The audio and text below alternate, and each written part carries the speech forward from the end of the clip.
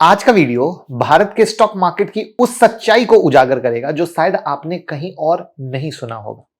अगर आप एसआईपी कर रहे हैं, अगर आपने पिछले 1 साल में पैसा लगाया है और रिटर्न नहीं मिला है, या आप सोच रहे हैं कि भैया मार्केट तो ऐसा डल है कि क्या किया जाए, सब बेच दें खरीद लें, तो ये वीडियो आपके लिए है। क्योंकि हम बात करेंगे कि क्या इंडियन स्टॉक मार्केट और टूटेगा या अब यहां से ऊपर जाएगा। क्या इन्वेस्टमेंट करना अकलमंदी है, क्या एसआईपी करना अकलमंदी है। ये जो आर्टिफिशियल इंटेलिजेंस, तो एक तरफ, साथ में अमेरिका चीन की लड़ाई का भारत पर क्या असर पड़ रहा है, और क्यों कुछ लोग कह रहे हैं कि अब अमेरिका में भी इन्वेस्ट करना चाहिए, ऐसी भी कहानी आ रही है। तो वीडियो को आखिर तक देखिएगा और पसंद आए तो वीडियो को लाइक कीजिएगा और चैनल को सब्सक्राइब। क्या आप मेरी तरह स्टॉक सिलेक्शन करना चाहते हो, वो भी सिर्फ 2 मिनट में? तो 5 एआई स्क्रीनर आपको देने वाला हूं, जिससे इंट्राडे और स्विंग के लिए आप स्टॉक सिलेक्ट कर सकते हो 2 मिनट में। दिन भर बच्चों की तरह मार्केट देखने की जरूरत नहीं है। 10 अगस्त की स्मार्ट मनी मास्टर क्लास में, जहां पे राखी का बम्पर ऑफर दिया जा रहा है, 3 महीने की जगह 6 महीने की मेंटरशिप, 3 मंथ की इलीट मेंबरशिप, जिसमें हर हफ्ते एक वीडियो आएगी जो आपको बताएगी मार्केट किस तरीके से क्या कह रहा है, जो आपको सीखना चाहिए। साथ में आपको डिस्काउंट मिल रहा है, हैंड होल्डिंग सपोर्ट, रिवीजन, साथ में फंडामेंटल का कोर्स फ्री मिल रहा है। जी हाँ, और आपको मिल रहा है कुछ ऐसे प्रॉम्प्ट, जो प्रॉम्प्ट से आप किसी भी स्टॉक की एनालिसिस, फंडामेंटल एनालिसिस सिर्फ 2 मिनट में कर पाओगे। यानी जो मैं फंडामेंटल की वीडियो बनाता हूं ना, तो क्या ऐसे प्रॉम्प्ट आप डालोगे कि क्विकली कंपनी के बारे में आप रीड कर सको कि भैया उसमें इन्वेस्ट करना चाहिए या नहीं करना चाहिए। मौका ना जाए, 9708094321 पे कॉल कीजिए। बाकी ऐप को डाउनलोड कर लीजिए। तो रिकॉर्डेड कोर्स पे तो 50% का डिस्काउंट चल रहा है, राखी तक लिमिटेड सीट अवेलेबल है। कॉल कीजिए और ज्वाइन कीजिए। तो पार्ट वाइज है हमारी वीडियो, जहां पर पहले पार्ट में हम बात करेंगे कि 2025 में इंडियन स्टॉक मार्केट क्यों ठंडा है। ठंडा ही है। तो दोस्तों, अगर हम पिछले 1 साल में एसआईपी आपने किया हो, सीधा स्टॉक खरीदा हो, तो एक सवाल जरूर आपके मन में होगा, मार्केट तो चला नहीं और मेरा पैसा भी बढ़ नहीं रहा है। तो यहां पर अगर हम आपको पिछले 1 साल की मार्केट की परफॉर्मेंस दिखाएं 2024 से 2025 की, तो निफ्टी 50 की अगस्त 2024 से अगस्त 2025 की रिटर्न सिर्फ 1.5% है, सेंसेक्स की 1.3% है, बैंक निफ्टी की 0.5% से भी कम। मतलब इंडेक्स कोई भी हो, सब ठंडा पड़ा है। अगर आपने पिछले साल अगस्त 2024 में एसआईपी शुरू की थी और हर महीने 5,000 लगाया था, तो आज आपकी वैल्यू मोटा मोटा वही होगी या थोड़ा कम होगी। तो अब आप सोच रहे होंगे ये एसआईपी का फायदा क्या हुआ, राइट? तो यहां पर मैं आपको एक और इंटरेस्टिंग चीज दिखा देता हूं कि एसआईपी आधारित म्यूचुअल फंड रिटर्न जब जाते हो, तो लार्ज कैप ने 2% का रिटर्न दिया, स्मॉल कैप ने 4% का रिटर्न दिया, और आईएनआर में जो गिरावट आई है वो 3.2%, यानी रियल रिटर्न और गिर गए। हमारी जो करेंसी है लगभग 3% गिरी है 1 साल में, तो 100 की वैल्यू 97 के बराबर हो गई। तो अगर म्यूचुअल फंड में 3% रिटर्न मिला और रुपया 3% गिरा, तो आपके पैसे की वैल्यू बढ़ी नहीं, घटी है। इकोनॉमी ठीक है और मार्केट की चाल धीमी है। क्यों, समझते हैं। तो मार्केट देखिए एक कॉन्सलेशन फेज में फंसा हुआ है। इसका मतलब हुआ एक अरेंजमेंट का, ना ऊपर जा रहा है ना नीचे जा रहा है, बस एक दिन ऊपर एक दिन नीचे, एक दिन ऊपर नीचे। ये फेज अक्सर साल 2 साल चलता है। कभी कभी मार्केट टूट नहीं रहा है, एक्चुअली में रुक गया है, और ये रुकना ही कई बार सबसे ज्यादा फ्रस्ट्रेट कर रहा है। तो अब सवाल होगा कि क्या ये पहली बार हो रहा है? नहीं। अगर आप हिस्ट्री देखेंगे तो आपके सामने डेटा है 2015 से 17 2 साल का ड्यूरेशन, 2018 से 20 2 साल का ड्यूरेशन, और 2024-25 1 साल। एक बार 2 साल फंसा, एक बार 2 साल फंसा, फिर 1 साल, मतलब नया नहीं। और स्टॉक मार्केट की 70% जो जर्नी होती है ना, वो साइडवेज होती है। 30% टाइम ही वो या तो तेजी से ऊपर जाता है या तेजी से नीचे आता है। यहां तक तो क्लियर होगा, समझ में आ रहा होगा। तो इन्वेस्टर को क्या करना चाहिए? पैनिक नहीं करना चाहिए, एसआईपी को चालू रखना चाहिए समझदारी रखते हुए। और ये जो अभी मार्केट का फेज है ना, इसको हम लोग कहते हैं बोरिंग फेज बिफोर ब्रेकआउट। कुछ महीने बाद मार्केट तेजी से भी भाग सकता है, पर कब, इसका अंदाजा हम कहें ना पार्ट वाइज है, वहां पर नेक्स्ट पार्ट में आएंगे। तो अब आप पूछेंगे कि ये कब तक चलेगा? तो इतिहास कहता है कि ये फेज 1.5 से 2 साल तक चलता है, जो डेटा मैंने दिखाया। तो इसका अर्थ ये हुआ कि 2025 के अंत या 2026 के शुरुआत तक ऐसा चलना कोई अनोखी बात नहीं होगी। तो अब आप कहोगे ऐसा फेज आया क्यों? तो तो इसके कारण है, पहला है वैल्यूएशन के एडजस्टमेंट। इसका अर्थ क्या हुआ कि जब कंपनियों के शेयर बहुत महंगे हो जाते हैं तो मार्केट रुकता है ताकि अर्निंग के बराबर हो जाए, या मार्केट में करेक्शन आता है कि थोड़ा शेयर का वैल्यू एडजस्ट हो जाए। दूसरा है ग्लोबल अनसर्टेनिटी। एआई तो देख ही रहे हो कैसे बर्बाद कर रहा है। यूएस चाइना के साथ साथ अब यूएस इंडिया टेंशन हो गया, इंटरेस्ट रेट की पॉलिसी हो गया। कोई भी ऐसा ट्रिगर्ड नहीं है, इकोनॉमी ट्रिगर्ड नहीं है, कोई इकोनॉमी पॉलिसी नहीं है, कोई बजट नहीं है जो मतलब कुछ मार्केट को एकदम आग लगा दे।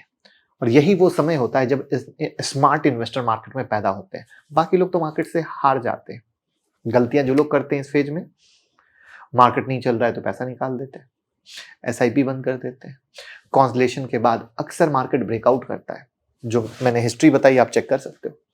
तो अगर आपने इस फेज में थोड़ा थोड़ा इन्वेस्ट किया तो आप अगले साल तेजी के साइकिल में सबसे आगे रहेंगे। यहां तक क्लियर है? तो अब हम मैक्रो इकोनॉमिक बदलाव की बात करेंगे जो अमेरिका, चीन और भारत के फ्यूचर को अलग अलग दिशा में ले जा रहा है, अलग अलग दिशा में। सबसे पहले देखते हैं अमेरिका और चीन ने क्या कर लिया। दोनों देशों ने अपनी आर्थिक नीति को एआई फर्स्ट बना दिया, मतलब प्रोडक्शन, डिफेंस, मैन्युफैक्चरिंग सब कुछ एआई से ऑटोमेट किया जा रहा है। ह्यूमन लेबर पर डिपेंडेंसी कम, यानी जो लेबर लोग होते हैं काम करने वाले, उनसे डिपेंडेंसी खत्म। अब वहां फिर से बिग फैक्ट्री बन रही है जिन्हें गीगा फैक्ट्री कहा जाता है। चीन अपनी एनर्जी जरूरत खुद पूरी कर रहा है और एक्सपोर्ट बढ़ा रहा है। तो इसका मतलब क्या हुआ, दोनों देश मशीन और डेटा से पावर्ड इकोनॉमी बनाने की कोशिश में लगे हैं। अब यहां पर एआई यानी आर्टिफिशियल इंटेलिजेंस क्या कर रहा है, कॉस्ट ऑफ प्रोडक्शन घटा रहा है। ऑटोमेशन से प्रोडक्टिविटी बढ़ रही है। मशीन को स्मार्ट बनाकर डिसीजन मेकिंग में इंसान की जरूरत को कम किया जा रहा है। अब इसका फायदा क्या है, अमेरिका जैसे देश जहां लेबर बहुत महंगी है, वहां भी चीजें सस्ती बनेंगी आने वाले वक्त में। अभी नहीं हुई है बट शुरुआत हुई है, आने वाले वक्त में। पहले भारत की क्या ताकत थी, सस्ता मजदूर। अब अमेरिका कहता है हमें मजदूर की जरूरत नहीं है, हमारे पास एआई है। भारत में क्या हो रहा है, हम एआई को सिर्फ स्लोगन और पब्लिसिटी के लिए इस्तेमाल कर रहे हैं। मतलब कोई भी चीज हो, ट्रेन, एटीएम, कॉल सेंटर, सबके आगे लगा दो एआई। सुनने में बड़ा भौकाली लगता है लेकिन सब सरफेस लेवल पे बैठा है। कहोगे कैसे, तो सरकार का आरएनडी पर खर्चा लेस देन 1% ऑफ जीडीपी है। एजुकेशन और स्किलिंग में एआई का जो गैप है वो अंडा। इनोवेशन में ग्लोबल फुटप्रिंट नेग्लिजिबल है। भारत में कोई भी सीरियस एआई पॉलिसी और इंफ्रा प्लान अभी तक जमीन पर नहीं आया, बातें हो रही है, बस स्टार्टअप फंडिंग, डेमो मॉडल दिखते हैं। तो अब तक इंडिया आईटी और चीप लेबर के भरोसे इकोनॉमी चला रहा था, जो आपको भी पता है। अब एआई से चीप लेबर की जो हुई जरूरत कम हो गई। आउटसोर्सिंग कॉन्ट्रैक्ट अब ऑटोमेटेड हो रहे हैं। आईटी कंपनी के मार्जिन और हायरिंग दोनों पर इंपैक्ट हो रहा है। तो इसका अर्थ क्या हुआ, हमारे आईटी सेक्टर की ग्रोथ धीमी पड़ेगी, एक्सपोर्ट अर्निंग घटेगी, जिससे स्टॉक मार्केट पर इंपैक्ट पड़ेगा। राइट, पहले क्या होता था, यूएस आउटसोर्सिंग के लिए हम पर डिपेंडेंट था, भारत पर, और अब यूएस खुद मेगा फैक्ट्री बना रहा है। चाइना तो आप देख ही रहे हैं दिन रात एआई में घुस चुका है। अब ये दोनों देश अपने दम पर आगे बढ़ रहे हैं और भारत कहीं बीच में अटका है, न चीन का दोस्त न अमेरिका का साथी। एग्री करते हो? तो इंडिया को क्या करना चाहिए, पॉलिसी लेवल पर इनोवेशन को बढ़ावा देना चाहिए, एआई में रियल स्किल बेस्ड ट्रेनिंग लानी चाहिए, टैक्स कटौती और बिजनेस फ्रेंडली लॉ लाना चाहिए, सिंगल विंडो किसी भी बिजनेस के अप्रूवल के लिए, किसी भी फंडिंग को अप्रूवल के लिए। आरबीआई को मॉनेटरी पॉलिसी सपोर्ट करना होगा, इंडियन टेक कंपनी को ग्लोबल लेवल पे आना होगा और एआई को फ्यूचर बनाना होगा। जब तक ये बिग स्टेप नहीं उठाई जाएंगे, भारत सिर्फ लो ग्रोथ बॉक्स में फंसा रहेगा और इन्वेस्टर को रिटर्न के लिए ज्यादा इंतजार करना पड़ सकता है। और इसीलिए आप देख लो, इंडिया के जितने भी बड़े कॉर्पोरेट हाउस हैं वो यही कह रहे हैं इंडिया को आगे आना पड़ेगा, मौका है।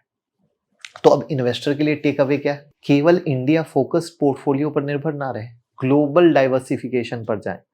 टेक डिस्ट्रप्शन को इग्नोर करना भारी पड़ सकता है, एआई बेस्ड यूएस कंपनी पर ध्यान दें। इंडिया में टेक स्टॉक चुने, ऐसे टेक स्टॉक चुने जो इनोवेशन और स्केल पर काम कर रहे हैं।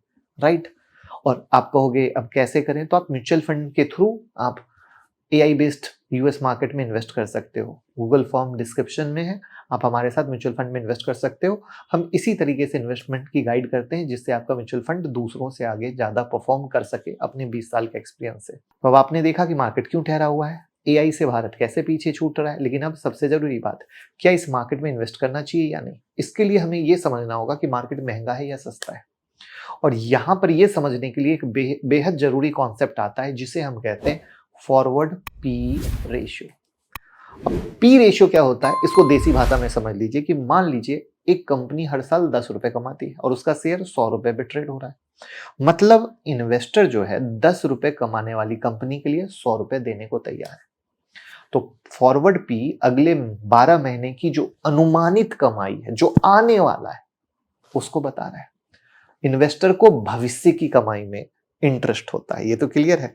इसलिए फॉरवर्ड पी ज्यादा रिलेवेंट लगता है। तो अभी मार्केट का फॉरवर्ड पी क्या है, जुलाई 2025 का डेटा, तो निफ्टी का फॉरवर्ड पी है 23.8x।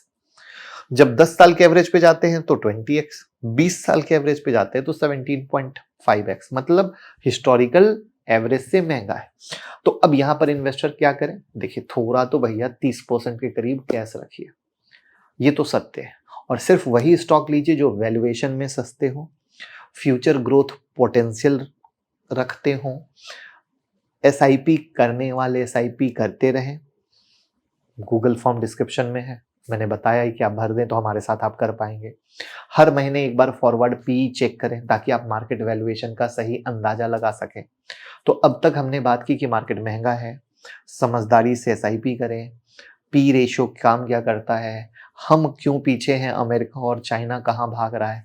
लेकिन अब एक बड़ा सवाल है कि क्या इंडियन स्टॉक मार्केट में दम नहीं बचा है, अमेरिका में तो स्टॉक तेजी से भाग रहे हैं, इसके पीछे क्या है। इसका जवाब है growth company versus value company. देखिए ग्रोथ कंपनी वो होती है जो तेजी से कमाई बढ़ाती है, नए प्रोडक्ट लॉन्च करती है, डिस्ट्रीब्यूशन पावर बिग होता है, स्केल बहुत तेजी से होता है।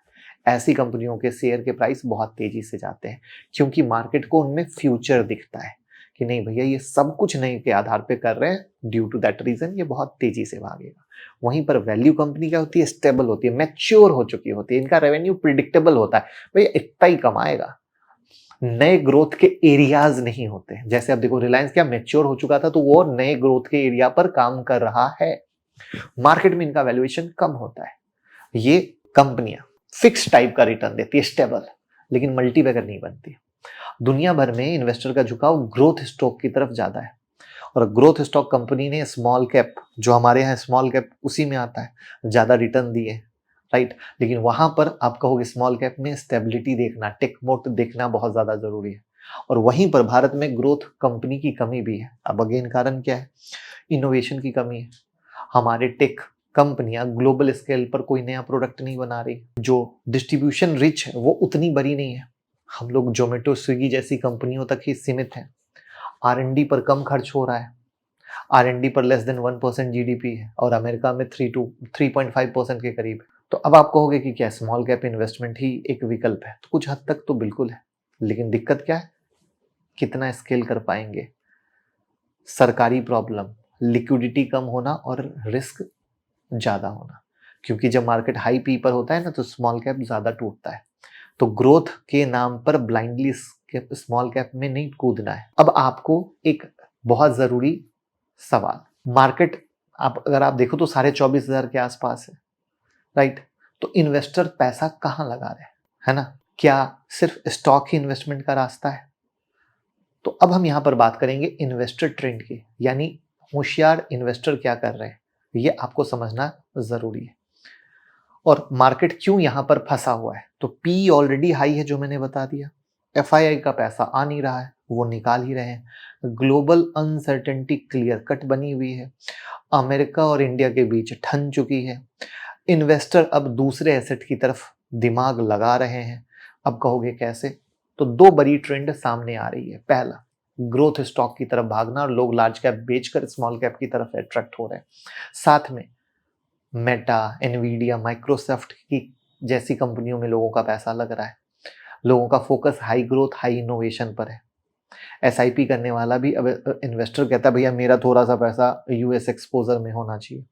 अल्टरनेटिव एसेट की तरफ बहुत ही ज़्यादा पैसा शिफ्ट हो रहा है, जिसमें गोल्ड, सिल्वर और क्रिप्टो सुपर डुपर डिमांड में। रीज़न सेफ हेवन, इन्फ्लेशन का हेज, डॉलर का स्ट्रेंथ।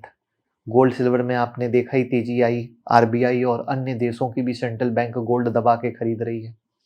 ग्लोबल अनसर्टेनिटी आप देख रहे हो, कब कौन उठ के कब किससे वॉर कर रहा है कोई अता पता नहीं है। जब इक्विटी मार्केट वैसे भी नहीं चलता है तो पैसा गोल्ड में ही शिफ्ट होता है।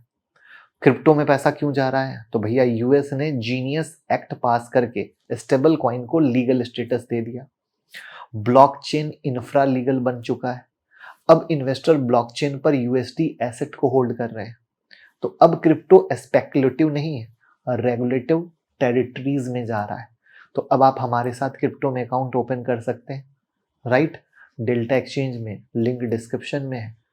अनलिमिटेड बेनिफिट है। प्रीमियम ग्रुप में add, Sunday learning session, live trading session, बहुत कुछ मिलेगा। यानी हम सिखाते सिखाते क्रिप्टो में बेसिक से आपको हाथ, मतलब आपने कभी ट्रेड ना किया हो तो भी सीख कर ट्रेड कर सकोगे।